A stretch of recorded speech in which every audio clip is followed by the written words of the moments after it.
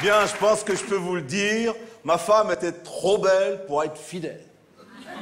Pour vous dire, tellement ma femme était belle, le jour du mariage au parc, on a croisé des gens qui ont fait « Oh, c'est dommage. » Je vous remercie.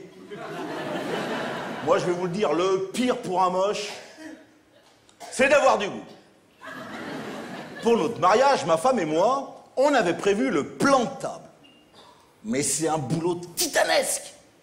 Ça nous a pris un temps.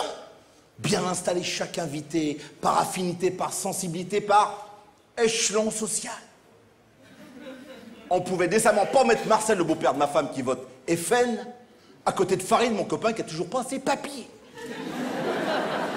On les voyait très mal chanter bras dessous. Fais-moi du couscous, chérie, fais-moi du couscous. Ou alors, tiens, voilà du boudin, voilà du boudin. On n'y a pas cru avec ma femme. C'est comme si je mettais ma sœur, qui est prof, alors que ça arrive, hein. Et donc forcément abonnée à Télérama, à côté de mon copain Gérard, qui raconte des blagues aussi drôles qu'un tank. Il est naturiste, Gérard. Il s'occupe de la nature. Il m'a dit que ce qui est bien dans les campings de naturistes, c'est que socialement, on est tous égaux. J'y suis allé. C'est socialement seulement. Je vous remercie.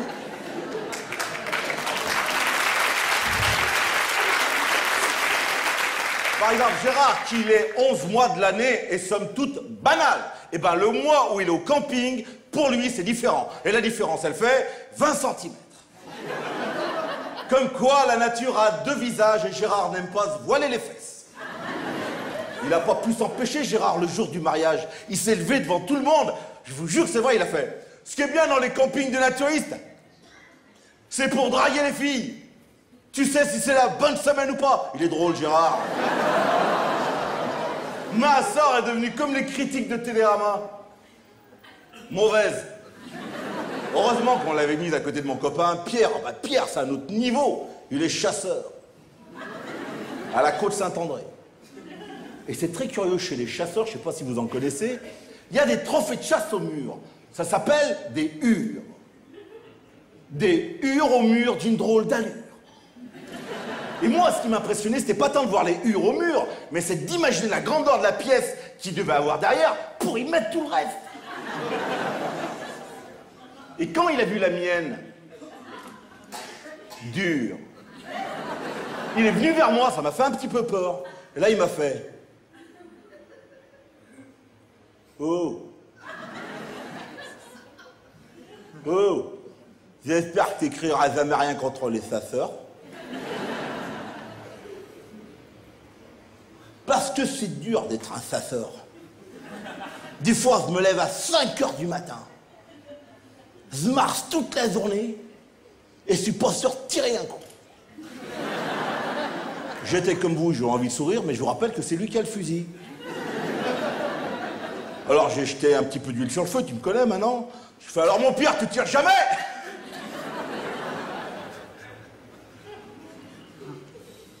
Si, des fois, une bise.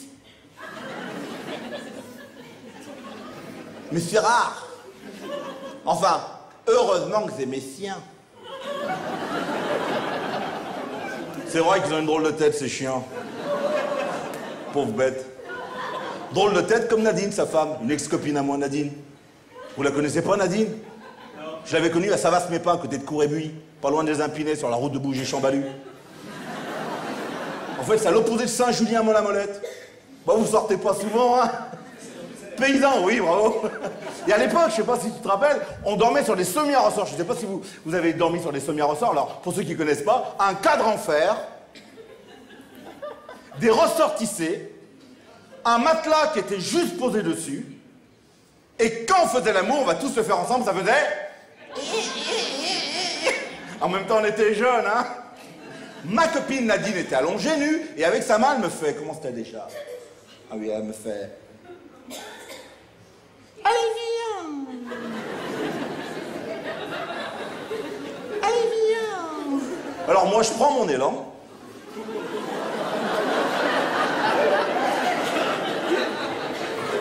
Si c'est possible. Parce que quand on est jeune, on tente des trucs de dingue. Après, on est plus pondéré, on fait bien plutôt toi, non?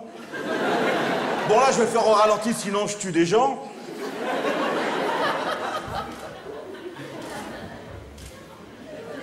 Ça vous fait rire maintenant? Imaginez si j'étais réellement tout nu. Et là, je décolle, oui, je décolle, j'arrive de chaque côté de sa tête. Mon corps était complètement en lévitation. Mais avec le poids du corps, ça a poussé le matelas. La barre qui encadre le lit est apparue. Mes jambes qui redescendent à vive allure, heurtaient la barre au niveau du tibia. L'information de douleur est montée au cerveau. Ça m'a fait pleurer immédiatement. Au même moment, elle m'attrape la nuque et elle me dit « Viens maintenant !» Et là, d'un coup, elle me voit pleurer, elle me fait « Mais qu'est-ce que tu peux être émotif ?» Et moi, j'avais trop mal, il fallait que j'aille voir l'étendue du dégât. Et bah, tu me crois pas, mon mollet, il avait changé de côté, dis donc. Je suis tombé dans les pommes.